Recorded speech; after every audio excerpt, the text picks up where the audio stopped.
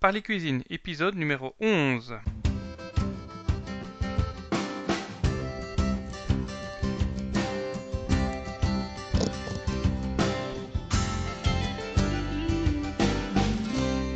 Vous écoutez le podcast Parler cuisine, c'est Marc au micro et Guy de l'autre côté. Bonjour Guy. Bonsoir Marc, bonjour Marc, comment ça va aujourd'hui? Ça va, on est là pour parler cuisine, donc ça va toujours quand on parle bouffe et manger. Là, on est dans une série de crèmes glacées. On a fait la crème anglaise qu'on a dérivée après en crème à la glace, crème glacée chantilly, sauce, toute une série de petites sauces qu'on met par-dessus. Sauce, coulis, et petites garnitures diverses, et puis aujourd'hui on va utiliser tout ça finalement, puisqu'on a eu toute la matière préalable qui permet de réaliser ce qu'on appellerait des bases, et bien maintenant on va mettre en application et faire des coupes glacées, des assiettes glacées, des choses qui sont très connues ici en Belgique, mais qui peuvent être éventuellement, bien sûr, consommées partout dans le monde. Et donc, si on veut ouvrir son salon de dégustation de glace, il faut absolument écouter cet épisode-ci où on va vous présenter toutes les coupes classiques à la belge et puis les créations diverses. Et des transpositions, voilà. Moi je propose c'est qu'on commence par les glaces, les coupes à la belge en fait. Voilà. Euh, Soyons un qui peu sont chauvins. un petit peu chauvins d'une part et qui sont un petit peu différentes dans certains cas pour une même appellation de la coupe classique que l'on retrouvera soit sur le net, soit dans des ouvrages de référence. Mais ce sont les glaces telles qu'on les réalise chez nous quand on parle d'une glace qui s'appelle de telle ou de telle manière. Alors je voudrais quand même faire un tout petit préalable au niveau des glaces dont on va parler et des autres dont on parlera lors de billets prochains. C'est dans la manière dont on sert des glaces. En fait, les glaces sont accompagnées généralement de choses qu'on oublie souvent de mettre, sauf chez les très très bons glaciers. Eh bien, c'est le verre d'eau. Alors, pourquoi est-ce qu'on met un verre d'eau? Un verre d'eau fraîche à température ambiante, hein, pas de l'eau pétillante, pas de l'eau avec des glaçons, de l'eau fraîche tout simplement. On met un petit verre d'eau fraîche, pourquoi? Eh bien, pour pouvoir se rincer la bouche et pendant la dégustation des différents parfums, en passant d'un parfum à l'autre, ou bien tout simplement à la fin. Pourquoi? Parce qu'une glace donne généralement en bouche un goût de très sucré, parfois même un petit peu un goût un peu gras, une sensation grasse après la chantilly. Et tout le monde ne prend pas automatiquement chez le glacier une boisson en plus. Et ça Donc donne soif. ça donne soif. Donc les tout grands glaciers, hein, et il y en a quand même quelques-uns, servent un petit verre d'eau fraîche après une glace pour pouvoir se rincer la bouche. Et alors c'est l'accompagnement de la glace, on ne le dit jamais suffisamment, mais il faut un petit truc à grignoter en même temps. Et je ne saurais que vous recommander une chose, c'est de mettre avec vos glaces, soyons chic, hein, une tuile aux amandes ou bien éventuellement une cigarette russe artisanale ou encore une tuile à la noix de coco, mais certainement pas, sauf si on ne peut pas faire autrement, ces horribles gaufrettes du commerce qui sont généralement insipides, Comme du très carton. friables, comme du carton. Bon, avec les sorbets traditionnellement, on met ces fameux petits biscuits croustillants qu'on trouve en Bretagne, hein, des gavottes. Mais avec de la glace, l'idéal, c'est une belle tuile aux amandes. Et ça, je ne saurais jamais assez le répéter. Donc, on va pouvoir commencer. Marc, quelles sont les glaces dont vous avez envie Ah que je ben, vous parle maintenant? celle qu'on a vue avec le pralin, c'était la brésilienne. Ah, ben la brésilienne. Alors oui, la brésilienne, elle porte un nom un peu bizarre. Et je vous précise dès maintenant qu'il y a une coupe brésilienne ou une glace brésilienne en cuisine classique qui est tout à fait différente, mais je n'en parle pas aujourd'hui. Alors chez nous, la brésilienne, comment peut-on la servir? Alors, petite remarque préalable à quasiment toutes les glaces, on peut servir les glaces dans quatre ou sur quatre supports différents. Hein, on peut les servir dans ce qu'on appelle un verre à mazagran, c'est la coupe évasée traditionnelle en verre un petit peu buriné comme ça, un petit peu opaque. On peut servir les coupes également dans des raviers. Hein. Alors vous avez le ravier allongé de type ovale, et puis vous avez le ravier rond, et puis vous avez encore l'assiette creuse qui permet donc de servir les glaces de manière classique. Maintenant, je vous préciserai chaque fois dans quel support il vaut mieux la servir pour qu'elle soit mise en évidence. Et dans le cas de la brésilienne, on a un très très beau résultat, donc dans le verre évasé, le verre un peu haut sur pied, mais on peut très bien servir la brésilienne en ravier sans aucun problème, et aussi sans aucun problème dans une belle assiette creuse. Et on fait maintenant au niveau du design de la vaisselle de très très très très belles assiettes. J'ai une Alors, question, oui, est-ce qu'il faut mettre les récipients au réfrigérateur avant? par exemple. Par exemple. Mais c'était pas ça la question, mais C'était pas ça. tu peux quand même me le dire. Ben, écoutez, Disons qu'il faut que les récipients soient frais, idéalement, surtout s'il fait très très chaud. Si vous avez un récipient qui est à 35 degrés, vous mettez la glace dedans, elle va fondre très rapidement. Donc l'idéal, ce sont que les récipients soient au maximum, je dirais, à une dizaine de degrés. Mais si on veut garder la glace, je dirais, compacte ou solide un peu plus longtemps, on peut très bien mettre les supports au réfrigérateur. Ce n'est pas beau, par contre, c'est quand on les met pour des assiettes. Pourquoi? Parce qu'à ce moment-là, l'assiette va directement se charger de buée et on a un très très vilain résultat au niveau de la présentation. Par contre, en tout ce qui concerne les récipients en verre, voire les récipients en argent ou en inox, il n'y a pas de problème, on peut les mettre au réfrigérateur, et éventuellement même au congélateur. Mais disons, la taille standard d'une coupe, c'est combien de boules? Alors, la taille standard, moi je dirais que la belle glace, hein, la glace, disons, de salon de dégustation, en principe, c'est 3 boules. Alors, la glace d'après repas, elle pourrait ne comporter que 2 boules parce que on a éventuellement déjà eu un menu avec, pourquoi pas, un fromage avant. Et alors, manger, terminer un repas avec 3 boules de glace, plus les garnitures, plus la chantilly, plus éventuellement la sauce, ça peut faire un petit peu étouffe chrétien, comme on dit. Donc à ce moment-là, un dessert peut très bien ne faire que 2 boules. Maintenant, tout ça dépend de la taille des boules. Et je peux vous dire, quand on regarde les pinces à glace, il y a plusieurs types de pinces à glace, mais elles sont grammées parce qu'il y a vraiment des modèles qui vont de la boule qui fait, je dirais quasiment 2 centimètres de diamètre à la boule qui fait 6 voire même 7 centimètres de diamètre. Bon, ce sont des pinces à glace d'ailleurs qu'on n'utilise quasiment pas pour de la glace. Si je prends le cas de la pince qui fait 6-7 centimètres de diamètre, on l'utilise même pour mettre la purée de pommes de terre sur les assiettes dans les self-service. Hein, donc c'est vraiment dire que ce n'est plus vraiment une pince à glace. Mais enfin bon, vous avez certains glaciers qui se sont fait une réputation en faisant des glaces gigantesques. Hein, et à ce Oui. moment-là, bon, ben, ils servent des boules au minimum de 5, 6 centimètres, 5 centimètres en tout cas de diamètre. Et puis ça dépend aussi comment on remplit, je vais dire, la boule. Hein. On peut très bien la lisser, je dirais, au contact de ses bords. Donc à ce moment-là, on a à peu près un hémisphère de glace, comme on peut très bien la faire très très déborder, je dirais, de la pince à glace. Et là, on a quasiment le double en volume. Alors il faut considérer qu'une boule de glace fait à peu près une cinquantaine de grammes. Hein. Ça, c'est la tapée, comme on dit. On considère que dans un litre de glace, on fait une bonne entre 15 et 20 boules de glace, hein, et que la boule fait à peu près une cinquantaine de grammes, une cinquantaine de grammes.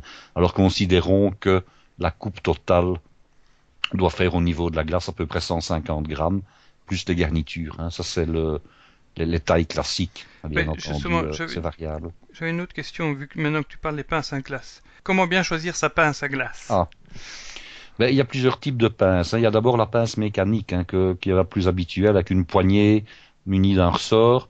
Hein, et il y a à l'intérieur de la boule portionneuse hémisphérique une petite pièce qui va coulisser tout à fait le long de cet hémisphère à l'intérieur et qui va décoller la glace.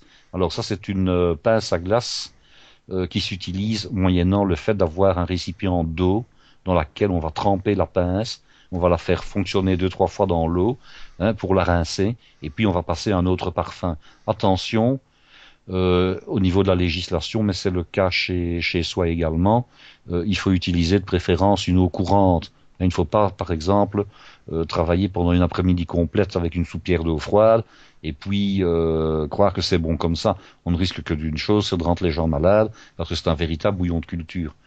Hein, d'ailleurs, Marc, si vous vous rappelez, nous sommes un jour allés en vacances dans un pays exotique, Oui, hein, où on servait de la glace au buffet, de la et plage, où, là. Oui. oui, et où la pince à glace était dans un petit pot avec de l'eau, hein, qu'on ne changeait jamais.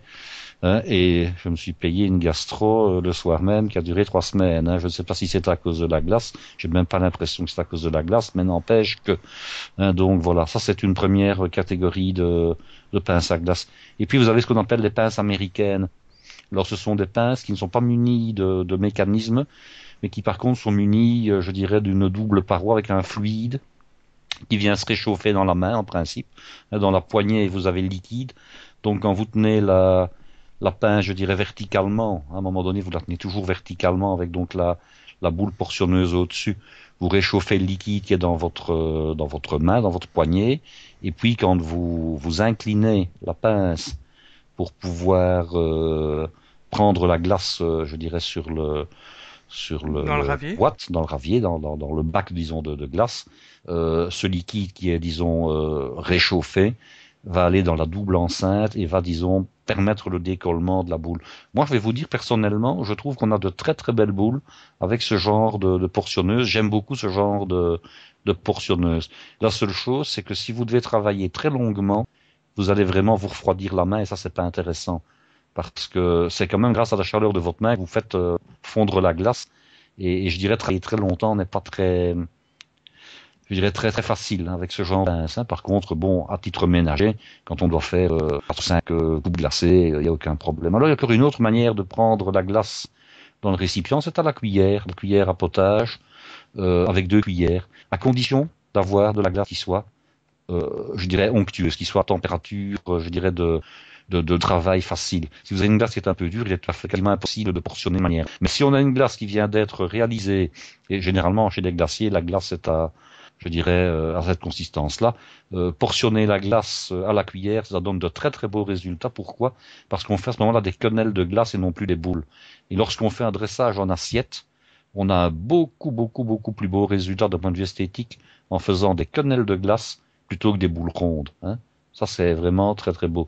Et puis, les professionnels utilisent encore, surtout les Italiens d'ailleurs, une troisième méthode qui est la palette, hein. Je ne sais pas si vous avez déjà vu comme ça les glaciers italiens. Ils utilisent une espèce de spatule, de palette en métal. Ils vont chercher la glace et puis ils bâtissent le cornet de glace ou la galette de glace, mais souvent c'est sur un cornet qu'ils travaillent. Ils bâtissent la composition en appliquant la Ah oui. glace comme ça avec une espèce de palette plate. Il n'y a vraiment pas de boule, pas de creux. C'est vraiment tout plat et ils arrivent à faire de très beaux cornets de cette manière-là. Mais je veux dire, ça demande un peu plus de virtuosité. Donc voilà les 3 manières de faire. Donc si je veux, disons, synthétiser, je dirais qu'à titre personnel, à domicile, moi j'aime beaucoup la pince américaine. Et je vois les grosses portionneuses là avec une espèce de grosse cuillère. Euh, Mais ça, ce sont tout les ça. pinces mécaniques, en fait, je Mais, suppose. Donc, mais même pas après- mécanique. non? Il y en a comme ça avec des grosses cuillères. Enfin, le, c'est comme une grosse cuillère bien bombée. Mais Oui, en fait, comme la pince américaine, mais qui serait ovale en fait, au lieu voilà. d'être ronde. Oui, voilà. Ben, ça, c'est une version, disons, de la pince américaine. Si ce n'est que vous n'avez pas de liquide qui passe à ce Voilà. moment-là de la poignée, parce que ce sont souvent des pinces en plastique à ce moment-là, hein. Vous n'avez pas de, comment dirais-je moi, de liquide qui passe de la poignée à l'intérieur de la boule, donc dans la coquille.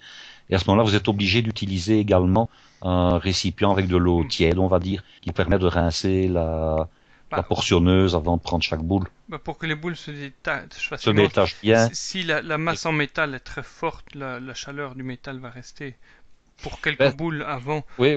Non, ça ne reste que pour une boule quasiment. Il faut Ah savoir que ouais. quand on trempe une cuillère à glace dans de l'eau tiède, après la boule qu'on vient de prendre, parce qu'il faut pas oublier, la température de la glace, elle est en dessous de 0 degré, hein. Bon, elle est à combien? Moins 18.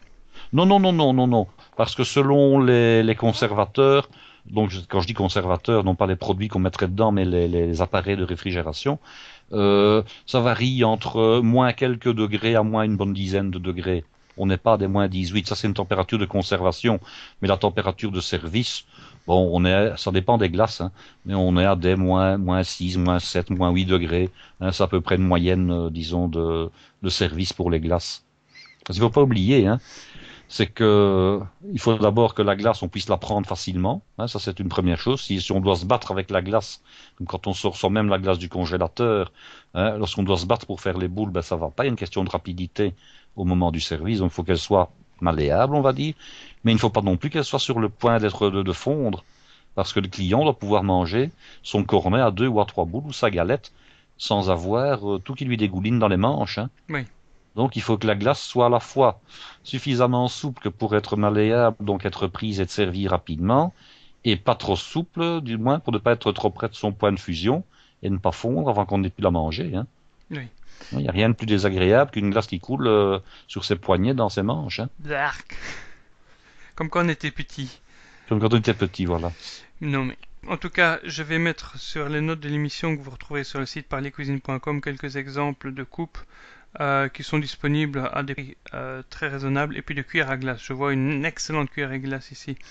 C'est de l'ordre, ça commence à 2-3 euros. Oui, Et c'est puis quelques euros. Hein. l'excellente qualité professionnelle, c'est de l'ordre de 10 euros pour une portionneuse à glace. Une portion. Moi, je conseille c'est de prendre, disons, de ne pas regarder, je dirais, à 1 euro ou deux, parce que les pinces à glace, on a pour son argent, comme on dit. Les pinces à glace qui ne coûtent que 1 ou 2 euros sont des pinces en plastique. D'abord, elles peuvent, je dirais, casser assez rapidement par rapport à une pince métallique. Et d'autre part, on a le problème, c'est que la glace ne se décolle pas très très facilement de ce genre de pince. Pourquoi? Parce que la matière dont elles sont constituées n'est pas une matière qui transmet la chaleur facilement. Hein. Oui. Donc vous avez beau la tremper dans l'eau, elle ne va pas refroidir vite. Et elle ne va pas se réchauffer vite non plus, donc là la glace risque de coller et donc finalement ce n'est pas toujours très très très rentable d'un point de vue investissement. Moi je crois que le mieux c'est quand même vraiment la vraie pince à glace américaine. Euh, Pourquoi? Parce qu'elle n'a pas de mécanisme et elle ne risque pas entre guillemets de tomber en panne. Bon, de retour à notre brésilienne. De retour notre brésilienne. Alors la brésilienne, qu'est-ce que c'est? Bon, on peut la réaliser donc soit dans, comme je dis, dans n'importe lequel des supports. C'est soit de la glace vanille. Imaginons, on va partir de l'option 3 boules. Hein. C'est soit 3 boules de glace vanille ou une boule de café, 2 boules de vanille ou 2 boules de café et une boule de vanille. Là, c'est un petit peu au choix. Alors cette glace est saucée avec une sauce caramel. Je rappelle que j'avais donné la recette de la sauce caramel en son temps. Et puis elle est décorée de chantilly. Je rappelle la chantilly, c'est une crème fraîche, une crème de lait à 35 ou 40% qui a été battue et sucrée et vanillée. Alors comment fait-on pour dresser la chantilly sur une assiette ou une coupe glacée? Eh bien on met la chantilly dans une poche à douille munie d'une douille cannelée. Hein. Et alors la douille cannelée, qu'est-ce que c'est? C'est une douille avec des grandes pointes. Généralement, il y a 5 ou 6 pointes, mais des pointes longues pour la chantilly, puisque pour la crème au beurre, ce sont des pointes courtes. Et on essaie de dessiner, de réaliser sur chacune des boules, si c'est dans une assiette ou dans une coupe allongée, on essaie de réaliser 3 belles rosaces, une pour chacune des boules. Hein. Et si c'est dans une coupe de type verre à mazagran, donc une coupe verticale, eh bien, on fait un beau dôme en chantilly qu'on va parsemer avec le fameux pralin dont j'ai également donné la recette. Oui, dis-moi, la crème fraîche, j'ai vu qu'il y en a qui faisaient ça au siphon. Alors, il y en a qui font ça au siphon. Ça permet d'avoir une crème qui est beaucoup plus légère, hein, qui a beaucoup plus de, je dirais, d'air dans la crème fraîche. Je peux même vous dire qu'on peut très bien la réaliser en faisant un mélange avec de l'eau et du sucre impalpable, du sucre zéro qu'on ajoute dans la crème fraîche. À condition d'avoir une crème fraîche suffisamment riche au départ, il faut un petit peu chipoter au niveau des proportions. Mais à ce moment-là, on a une crème qui est très très très très très légère. On abaisse également le prix de revient. Hein. Et il y a par contre obligation, c'est de mettre 2 cartouches de gaz plutôt qu'une, sinon évidemment ça ne tient pas. C'est une manière de faire de la chantilly. Moi personnellement j'aime bien la version classique, c'est-à-dire battue traditionnellement, mais la crème fraîche en bombe n'est pas du tout à proscrire évidemment. Hein. Ok. La seule chose c'est qu'on fait moins facilement un beau décor. Hein. En principe, la douille par laquelle l'extrusion de la crème fraîche se fait est beaucoup moins belle et moins précise que la douille d'une poche à douille traditionnelle, manuelle, je vais dire. Hein. Alors, une autre coupe qu'on voit très souvent sur le menu dans les restaurants en Belgique, c'est la Dame Blanche. Alors la dame blanche, qui est vraiment sous l'appellation dame blanche en Belgique, quelque chose qui est tout à fait typique à la Belgique, qu'on ne retrouvera pas en France. J'expliquerai la dame blanche à la française plus tard dans un autre billet. Alors c'est une glace qui est uniquement une glace à la vanille, avec de la chantilly en décor, des copeaux de chocolat, hein, donc des copeaux de chocolat noir qu'on achète ou qu'on réalise soi-même, mais en principe on les achète. Et puis on sert à part de la sauce au chocolat dont j'ai également donné la recette. Alors je rappelle, il y a 2 variantes. Il y a une sauce avec du vrai chocolat qui a tendance malheureusement à se figer. Et puis il y a une sauce qui est plutôt réalisée à base de cacao et qui, elle, va rester liquide, même au contact de la glace. Je suis pour le service de la sauce chocolat à part. Et alors surtout, de ne pas jouer les pingres comme certains glaciers. Vous commandez une dame blanche et on vous sert un tout petit pot en porcelaine blanc. Vous avez à peine, je dirais, Un 3D à coudre de sauce chocolat, et quand vous en avez mis sur une seule boule, vous en avez déjà plus. Donc je crois qu'il faut être sans jouer les gourmands, on peut être gourmet, et quand on dit qu'on met une sauce chocolat avec de la glace, ben, on met de la sauce au chocolat et on se sert, je dirais, raisonnablement, mais on se sert en suffisance, parce que ce qu'on met quelquefois, c'est vraiment se gratter pour se faire rire, hein. C'est très bon, c'est très simple à faire et Ah, ça. c'est une glace, une des glaces les plus simples. Et puis pour celui qui aime le chocolat, c'est vraiment une très belle alternative. C'est cette glace vanille, le chocolat chaud autour, et puis ce contact entre le chaud, le froid, la crème fraîche, Du bon les copeaux de chocolat chocolat, belge. et du bon chocolat, bon, qui a du goût, hein, voilà. Voilà. Alors Ça, là, c'est la Dame Blanche. et il y a une variante, la Dame C'est Noire. une variante, c'est sa grande sœur, comme je dis toujours, mais qui est nettement moins connue et qui est surtout faite pour les amateurs de chocolat. Alors là, on part avec 3 boules de chocolat, de glace au chocolat, hein, dont j'ai également donné la recette, la chantilly, les copeaux de chocolat et de nouveau la sauce au chocolat. Il faut vraiment aimer le chocolat, hein. Personnellement, j'en ai déjà mangé peut-être une fois dans ma vie.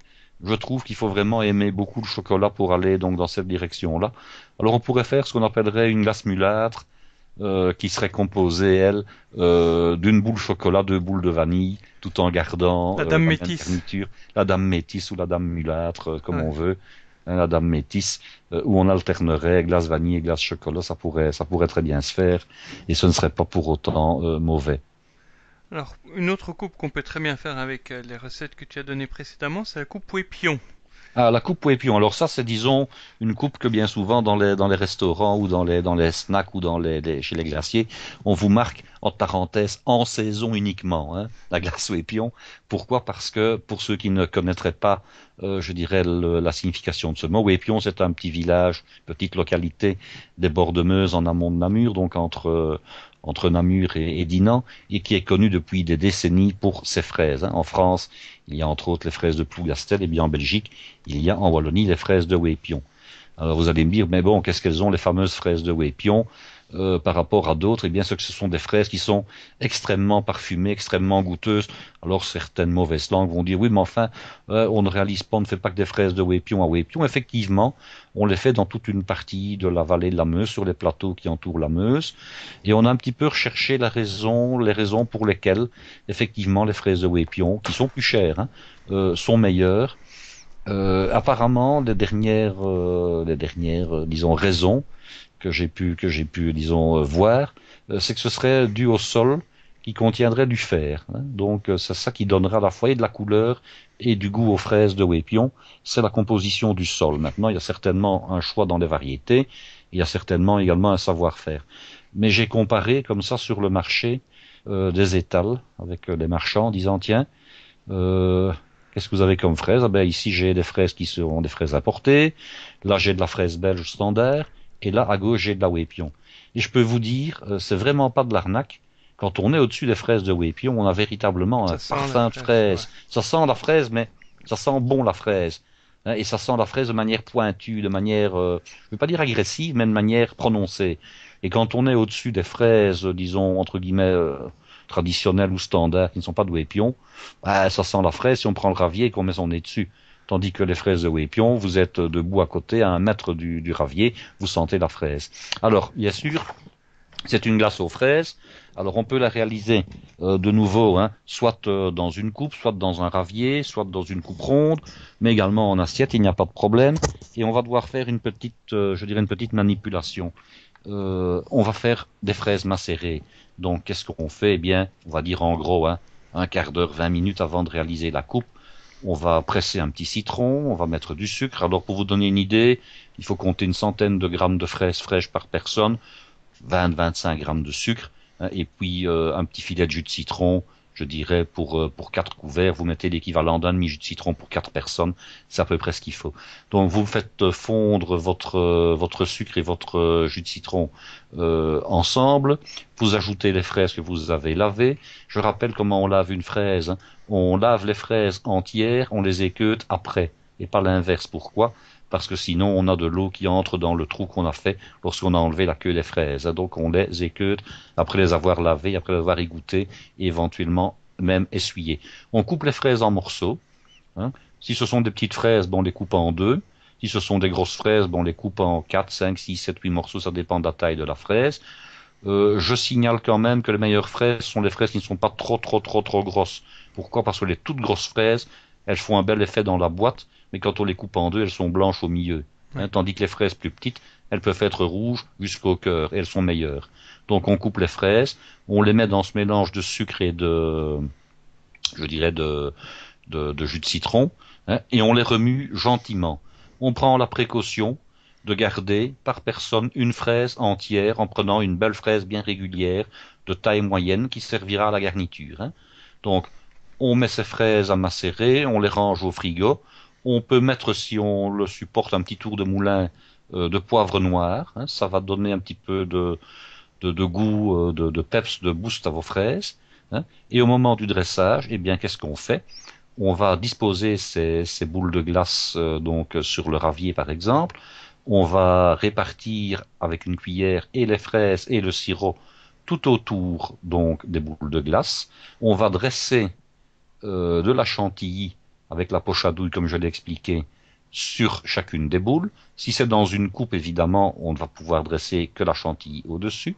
Et puis on va mettre la fraise qu'on avait gardée en garniture, qui a été, disons, macérée et qui est bien brillante. On va la mettre soit au-dessus de la coupe, soit au-dessus de la rosace centrale, si on a un ravier avec donc 3 boules différentes. Alors vous allez me dire, est-ce qu'on peut utiliser des boules de glace aux fraises? Ben oui, on peut soit, c'est généralement ce qu'on rencontre, ne mettre que de la glace à la vanille, soit mettre par exemple une boule de glace vanille et 2 boules de glace aux fraises. J'ai également donné la recette sur la manière dont on Oui. peut préparer de la glace aux fraises Épisode précédent. dans l'épisode précédent. Et alors, qu'est-ce qu'on met également, je dirais, en garniture sur la chantilly?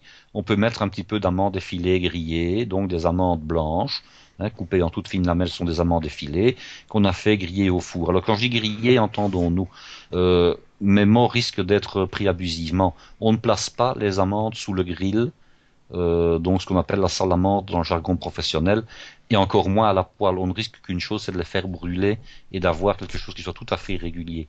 Quand on dit des amandes grillées, en réalité, ce sont des amandes qu'on a réparties sur une tôle de pâtisserie en couches très fines et uniformes, et qu'on a glissées dans un four à peu près à 160 degrés. Et après avoir laissé les amandes 2-3 minutes, on les mélange, on les remet 2-3 minutes, on les remélange, et on obtient des amandes effilées grillées, mais qui sont en fait dorées, donc d'entre un blond foncé et un brun très clair, mais qui sont dorées uniformément et non pas noires certaines et blanches d'autres.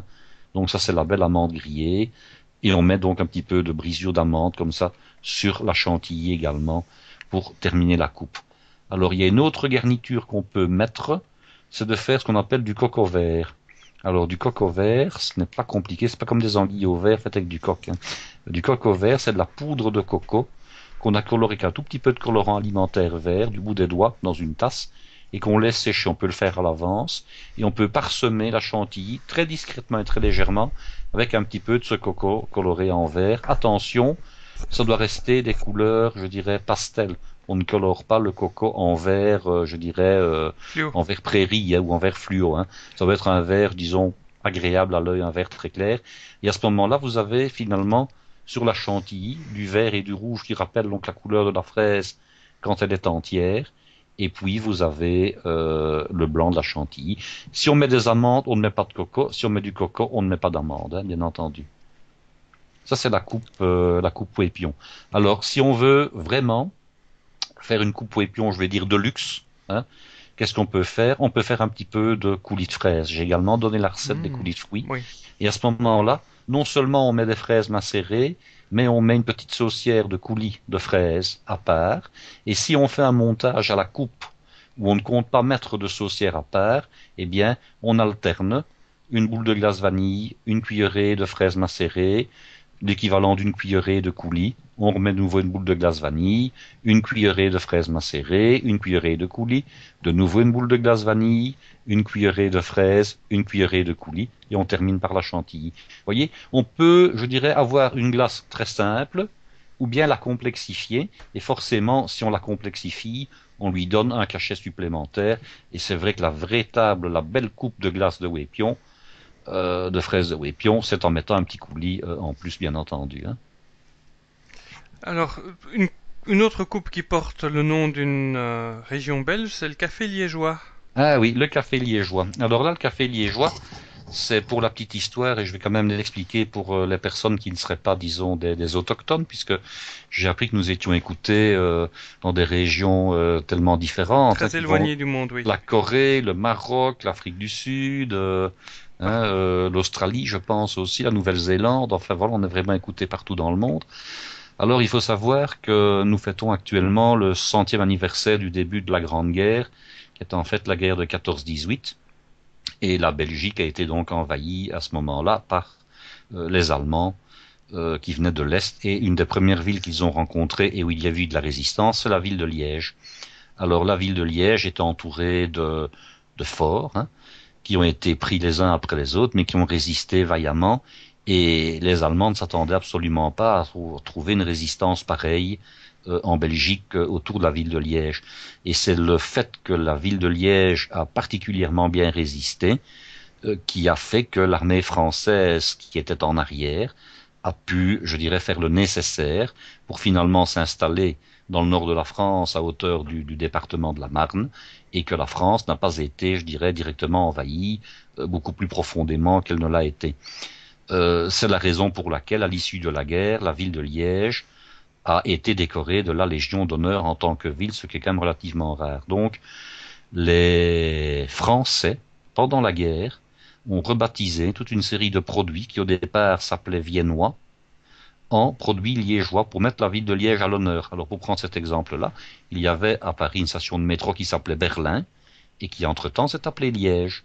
Et qui d'ailleurs s'appelle toujours la station de métro Liège, hein, pour Ah oui. prendre cet exemple-là. Bah après la guerre, on pourrait faire une émission là-dessus On surtout. pourrait faire une émission là-dessus, mais il faut savoir, et ça c'est quand même vraiment l'anecdote, c'est qu'on a servi dans les palaces parisiens, dans les grands restaurants parisiens, déjà pendant la guerre, du café liégeois pour honorer la ville de Liège, alors qu'à Liège, on ignorait que c'était le cas, puisque Liège était en zone occupée par l'armée allemande. Donc on ignorait à Liège qu'on servait à Paris du café liégeois en l'honneur de la ville. C'est assez paradoxal. Alors, il y a plusieurs manières de faire, je dirais, le café liégeois.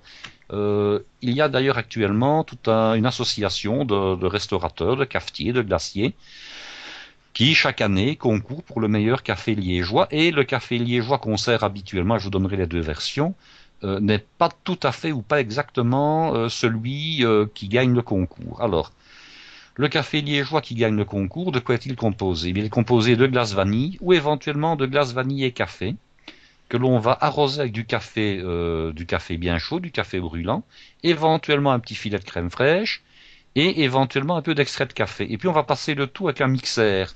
Quand je dis un mixeur, ce n'est pas le bocal mixeur, je dirais avec les lames qui sont dans le fond. C'est plutôt le mixeur plongeur, celui qui sert à faire le potage chez soi à titre ménager, hein. Et on va faire une espèce de d'émulsion où finalement la glace n'est plus tout à fait de la glace, le café s'est mélangé avec, enfin voilà. Donc on a non pas un milkshake, il ne faudrait pas confondre, ce n'est pas quelque chose de très liquide et de très léger. Nous dirons que c'est quasiment une glace qui est en train de fondre, un petit peu comme quand on touille soi-même dans sa glace à un moment donné, hein, et qu'on l'amène à une consistance, je dirais, d'entre-deux. Et alors ce café liégeois est servi dans un verre généralement. On peut l'agrémenter d'une rosace de chantilly et on peut éventuellement même le consommer à la paille. Ça peut se faire avec des pailles assez larges. Ça, c'est le café liégeois. Alors, il y a une petite variante où on ajoute un peu de Péquet, voire un petit peu de cognac. Le paquet Alors, qui est l'alcool de Liège, oui. le Péquet qui est l'alcool de Liège, qu'on appelle, je dirais, le genièvre par ailleurs en Belgique, hein, mais qui s'appelle le Péquet à Liège. C'est donc un alcool blanc, un alcool de grain dans lequel on a fait macérer des baies de genévrier. C'est finalement une variante du gin anglais, hein. Donc on met un petit peu de Péquet, et alors on met du cognac également. Alors pourquoi est-ce qu'on met les deux? Pourquoi? Parce que le cognac et le café se marient particulièrement bien. Et puis les Liégeois sont extrêmement francophiles, donc ils apprécient vraiment, vraiment, vraiment la France pour toutes sortes de raisons historiques. Et c'était aussi une manière d'associer la France à leur dessert national. Donc on met un petit peu de Péquet et un petit filet de cognac, si on le souhaite, dans le café liégeois, de la recette, on va dire, classique. Alors maintenant, s'il y a une recette classique, je dirais qu'il y a une recette qui l'est un petit peu moins, qui est la coupe de café liégeois. Et là, ce n'est pas compliqué du tout. Vous pouvez également servir ça dans un verre de type Mazagran, mais également en ravier. Mais en principe, il se sert quand même plutôt dans un verre plutôt que dans un ravier, hein. On met de la glace vanillée et de la glace au café, hein, on peut mettre les deux. Par exemple, 2 boules de glace café, une boule de glace vanille. On va servir une sauce au café là-dessus. Alors comment fait-on pour faire une sauce au café?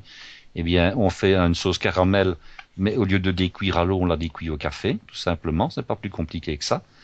Soit éventuellement, si on n'a pas de sauce au café, on peut mettre un tout petit demi-expresso de café bouillant, hein, sur les boules de glace. On met de la chantilly au-dessus et puis on décore avec quelques grains de café en chocolat. Ça, c'est une manière également de faire le café liégeois dans une version où c'est le client lui-même qui va finalement tatouiller le tout ensemble et le manger à la consistance qui lui plaît. Le gros avantage, c'est que le client fait ce qu'il veut. La coupe est très très belle d'un point de vue de sa présentation, hein, puisque vous avez une alternance de couleurs différentes. Vous avez le brun presque noir du café, vous avez le brun clair de la glace au café, vous avez le blanc jaunâtre de la glace à la vanille, vous avez le blanc pur de la chantilly tout au-dessus. Hein, donc vous avez vraiment une coupe qui peut donner par transparence avec un verre une très très belle, un très bel effet marbré. Au niveau de la présentation, ça peut être extrêmement intéressant. Et dis-moi, tu me dis que le café liégeois a été donc nommé pas de telle sorte pour des raisons historiques, mais le café viennois, il existe toujours? Ah ben le café viennois, c'est clair que si vous allez à Vienne, vous allez avoir du café viennois, vous n'aurez pas du café liégeois. Donc oui, il existe toujours, en Autriche certainement, Ah, hein. ok. Ah oui. Et alors il y a une variante, disons, que l'on retrouve dans certains desserts industriels, mais qu'on retrouve également chez les glaciers, et c'est le chocolat viennois en fait, hein. Alors le chocolat viennois, eh bien c'est la même chose, si je peux dire, si ce n'est qu'on va remplacer la glace à la vanille ou au café par de la glace au chocolat, mais qu'on peut très bien mettre une sauce café ou du café chaud en accompagnement donc pour construire sa coupe. Et c'est donc le chocolat viennois à ce moment-là, où on remplace simplement une glace par une autre, hein.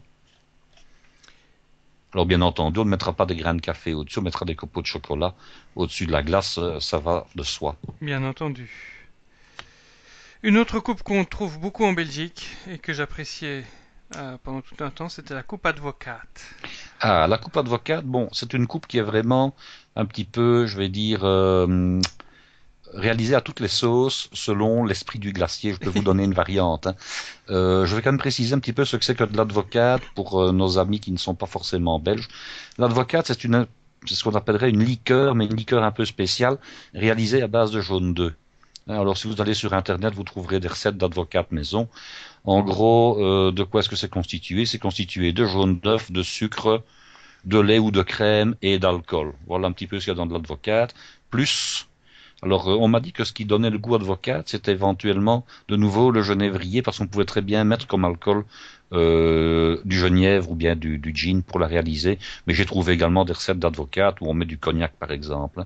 Bon, de toute façon, au départ c'est originaire des Pays-Bas, donc je ne serais pas étonné que ce soit donc du genièvre, puisque le genièvre est Ouais. également l'alcool emblématique des Pays-Bas, et que ce soit effectivement le genièvre qui ait donné cette petite typicité, ce petit goût d'advocate, on va dire, à cette liqueur. Alors ça se présente un peu comme un sabayon, pour ceux qui savent ce que c'est que le sabayon, un peu comme du lemon curd, pour ceux qui savent ce que c'est que du lemon curd. Donc c'est jaune, c'est épais. Et il y a deux versions. Il y a une version qui coule et il y a une version qui ne coule pas. La version qui coule a été créée justement pour les glaciers, pour sortir facilement de la bouteille. Parce que je ne sais pas si vous avez déjà eu la blague, Marc. Oui. Quand on veut vider une bouteille d'advocate, Non, c'est comme le même ketchup. c'est comme le ketchup, hein. Même quand le goulot est très gros à la sortie, parfois pour arriver à avoir la fin, il faut taper avec le Oui. poing sur le fond de la bouteille pour que ça sorte, hein. Et généralement, quand ça sort tout d'une fois et on en a plein la table. Donc voilà. Alors comment peut-on faire pour faire une glace à l'advocate? On peut utiliser de la glace à la vanille, mais généralement on utilise une glace à la vanille et une glace à la pistache. Ça a l'air un petit peu bizarre, mais c'est comme ça. Ça donne un très bon résultat. Donc on met dans la coupe, on met de la glace à la vanille, on met de la glace à la pistache. Alors de nouveau, ça peut être une boule, deux boules dans le sens qu'on veut, hein. On va mettre sur chacune des boules une bonne cuillerée d'advocate liquide. On va ensuite mettre une rosace de chantilly et puis de nouveau on va décorer avec des amandes effilées grillées. Et alors il existe une variante qui est une glace à l'advocate et au chocolat où là on va associer à la fois l'advocate sur chaque boule de glace et on va mettre également du chocolat chaud en saucière sous forme de sauce pour accompagner et ça peut donner un très très bon résultat ce mélange à la fois advocate et chocolat ensemble un petit peu comme une dame blanche ou finalement de l'advocate en plus quoi. Ça, Hmm. c'est une coupe qui peut être, je vais dire, qui peut être extrêmement agréable. Ce n'est pas ce qu'on appellerait une coupe d'été, c'est plutôt une coupe d'entre-deux saisons, hein. Oui. En été, on va plutôt privilégier les coupes avec des fruits, et en automne, par exemple, les coupes avec du café, avec du chocolat, avec des fruits secs, hein. On essaie un petit peu comme ça d'adapter ces glaces aux saisons. Comme la coupe Jacques, par exemple. Alors la coupe Jacques, c'est vraiment la coupe d'été, si je peux dire. Je parle pas de la coiffure, hein. C'est vraiment la coupe d'été traditionnelle. Au départ, c'est une salade de fruits qu'on a fait macérer dans un peu d'alcool et en principe, l'alcool c'est du kirsch. Alors, nous reparlerons après d'une autre coupe qui est la coupe Tutti Frutti. Et là, qu'est-ce qui va différencier les deux glaces? C'est la crème glacée qui est différente et c'est la manière dont on va tailler les fruits. Alors, dans le cas d'une coupe Jacques, pardon, on va tailler les fruits comme si on faisait une salade de fruits. Donc, comment fait-on? On part sur un petit sirop de sucre. J'ai déjà donné la recette du sirop de sucre de manière antérieure. On va mettre un petit peu de jus de citron avec ce sirop de sucre. Et puis, on va couper différents fruits en morceaux selon la forme qui correspond le mieux aux fruits. Je vous donne un exemple. On va couper de fines lamelles de pommes et non pas des petits cubes de pommes. On va couper des fraises en deux ou éventuellement en quatre si elles sont grosses. On va laisser, je dirais, les petits fruits entiers. Si on met par exemple des fraises des bois, on va les laisser entières. Si on met des cerises, on va les laisser entières. Si on met de la framboise, on va la laisser entière. Si on met de l'ananas, on va le couper en petits triangles, hein, comme les tranches d'ananas en boîte que l'on va couper. On peut éventuellement associer des fruits frais et des fruits en conserve, des fruits en boîte. Le mieux, c'est évidemment de ne travailler qu'avec des fruits frais, mais on peut associer les deux. Si on prend du kiwi, on va le couper soit en demi-lune, soit en quartier, hein. Donc, vous voyez, on va un petit peu couper les fruits selon la forme qui leur convient le mieux. Si on met du raisin frais, on va de préférence les couper en deux et enlever les pépins. On peut mettre aussi bien des raisins blancs que des raisins noirs, que des raisins rosés. Et alors quand on a mis donc tous ces fruits dans le sirop aromatisé avec un petit peu de citron, qui n'a pas qu'une fonction d'aromatisation, qui est également une fonction d'antioxydation, hein, on va mettre un tout petit filet de kirsch. Si on n'a pas de kirsch, on met du marasquin, hein. On va laisser les fruits macérer pendant, je dirais, entre une demi-heure et une heure. Et on va construire sa coupe en mettant boule de glace vanille, les fruits au-dessus. Normalement, on met un petit coulis de framboise. J'ai de nouveau donné la recette. Oui. Si on n'a pas du coulis de framboise, on peut mettre un coulis de fraise. Il n'y a pas de problème. Rosace de chantilly et puis les amandes effilées grillées. Une autre version consiste à mettre le coulis au-dessus de la chantilly. Et alors on a à ce moment-là des espèces de larmes rouges qui vont donc dégouliner, qui vont descendre de la chantilly. Moi personnellement, je préfère qu'on mette le coulis sur les fruits directement, de manière à ce qu'ils apparaissent, mais qu'ils ne gâchent pas la chantilly, si je peux dire les choses comme elles sont là. Et la tutti frutti que tu as Alors, cité? la tutti frutti, là, on va travailler non plus avec des fruits que l'on met en macération avec du kirsch, en tout cas en Belgique, hein, en principe. Bon, mais on va les tailler en petits cubes, hein, ou éventuellement en paysanne. Alors, je vais simplement faire une petite différence. Ben, les petits cubes, chacun sait ce que c'est. La paysanne, ce sont des petits triangles. Là, vous allez me dire, oui, mais enfin, bon, comment est-ce qu'on fait pour tailler des fruits en petits triangles, etc. Bon, prends le cas d'un kiwi. Alors un kiwi, une fois qu'il est épluché, on peut très bien le couper toujours donc en vertical en quatre ou cinq tranches, faire des frites et puis des petits cubes. Là, on a des petits cubes. Mais on peut également couper simplement des quartiers, hein, on fait 6 ou 8 quartiers dans un kiwi, et puis en les recoupant transversalement, qu'est-ce qu'on a? Ben, on a des petits triangles. Donc c'est ce qu'on appelle une paysanne. Donc selon les fruits, de nouveau, on a soit des petits cubes, soit des petits triangles, hein, c'est généralement ce qu'on a comme option. La seule chose, c'est qu'on doit couper les fruits en morceaux relativement menus. Alors que dans la salade de fruits, on va les laisser relativement gros pour qu'ils soient vraiment discernables et qu'ils apparaissent bien. Dans le cas du tutti frutti, on va les couper en morceaux qui font maximum 7 ou 8 millimètres de côté, et c'est vraiment le maximum. Donc on va avoir finalement une petite mosaïque de toute une série de fruits de couleurs différentes, et le mieux c'est d'avoir des fruits de couleurs différentes, donc d'avoir aussi bien des fruits blancs, des fruits jaunes, des fruits rouges, sous forme de groseilles rouges par exemple, ou de fraises des bois, ou éventuellement de fraises, des fruits verts avec le kiwi, et d'avoir comme ça au minimum 4 ou 5 fruits différents, de manière à avoir quelque chose de joli.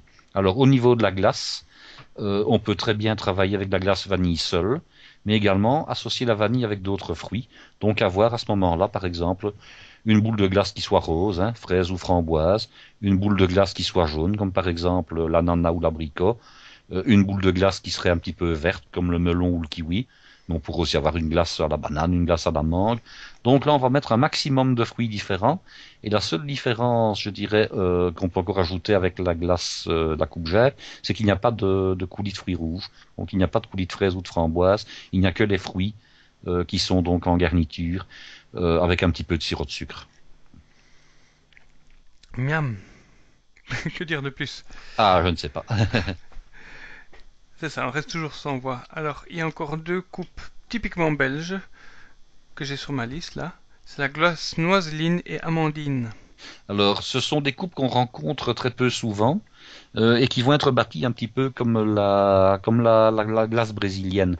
Si ce n'est que, bon, on va partir avec des glaces qui seraient par exemple une boule de glace vanille, une boule de glace noisette au praliné, et puis une boule de glace amandine. J'ai donné également la recette, donc c'est au départ une boule de glace vanille dans laquelle on a mis euh, comment dirais-je, du pralin amande, et un petit peu d'essence d'amande amère. Donc on a trois goûts différents de glace. Si on ne veut pas mettre de glace à la vanille, on peut très bien mettre une glace au lait d'amande.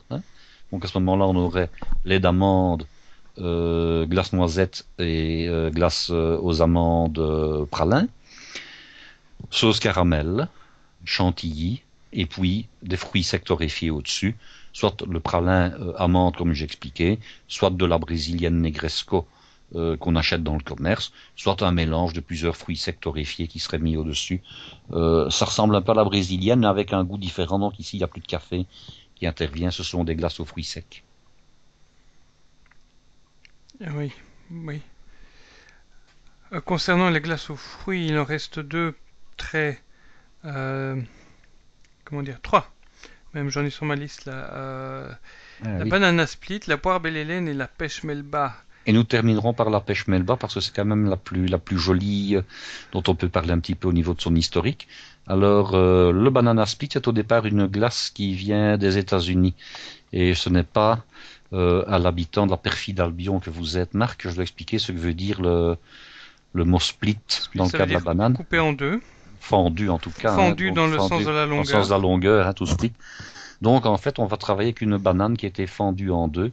Donc on prend une banane pas trop grande et là on a quasiment l'obligation de réaliser le montage donc dans un ravier allongé. On ne sait pas vraiment ou une assiette creuse éventuellement, mais c'est une glace qui ne se prête pas à être dressée dans une coupe verticale par exemple. Donc on va prendre des bananes pas trop grandes, on prend des bananes de taille moyenne, mûres à point, ni trop ni trop peu. On va l'éplucher, on va la couper en deux. On essaie de faire cette opération-là au dernier moment. Pourquoi? Parce que les bananes, pardon, ont tendance à s'oxyder assez rapidement, donc on le fait au moment de servir. Et on va mettre entre les deux demi-bananes, on va mettre donc trois boules de glace à la vanille. Je précise que c'est la version belge, qui est une version plus simple. Il existe une version plus complexe dont je parlerai lors d'un prochain billet, Dans la mais ce n'est prochaine pas le cas émission. aujourd'hui, une prochaine émission. Donc on met trois boules de glace à la vanille, on met de la chantilly, on met dessus des copeaux de chocolat, éventuellement on associe copeaux de chocolat et amandes grillées. On peut également mettre des cerises confites au-dessus de la chantilly ou éventuellement deux cerises au marasquin ou une cerise au marasquin au centre si on ne veut n'en mettre qu'une seule. Et alors on sert avec ça du chocolat chaud en saucière, de préférence à part. Maintenant, on trouvera très très Une régulièrement sauce chocolat, la tu veux dire. sauce chocolat qui est déjà mise Mhm. sur la glace au moment du service. La poire belle Hélène. Alors la poire belle Hélène, c'est une glace qui a été créée par le très très très grand et très célèbre cuisinier du début du XXe siècle et de la fin du XIXe qui s'appelait Auguste Escoffier et qui a été créé à l'occasion donc de la sortie de l'opéra bouffe d'Offenbach qui s'appelait La Belle Hélène. Alors, de quoi est composée cette glace chez nous? Eh bien, elle est composée de glace vanille. C'est finalement, on va dire quasiment une variante de la Dame Blanche. Donc, c'est de la glace vanille, des demi-poires pochées, de la chantilly, des copeaux de chocolat ou des amandes effilées, grillées, qui vont être mises en décoration de cette glace, de cette coupe Belle Hélène. Alors là, de nouveau, dans le cadre de la glace à la belge, comme ce sont des poires pochées en oreillons, donc en demi, on peut très bien l'adresser aussi bien en assiette qu'en coupe qu'en ravier. Dans le cas de la version française dont on reparlera, on ne peut pas l'adresser dans un verre à mazagran, donc dans une coupe verticale. C'est impossible et j'expliquerai pourquoi. Et la dernière? Et la dernière, c'est la pêche melba, dont il existe une variante, je dirais, classique, qui n'est quasiment plus réalisée, étant donné qu'elle est très très complexe. Et on va réaliser ici une variante un petit peu plus simple et qui est vraiment à la portée de tout le monde. Et pourquoi ça s'appelle une pêche melba? Ah, eh bien, il faut savoir que Nelly Melba, c'est le nom de scène d'une cantatrice extrêmement célèbre qui s'appelait en réalité Hélène Porter Mitchell.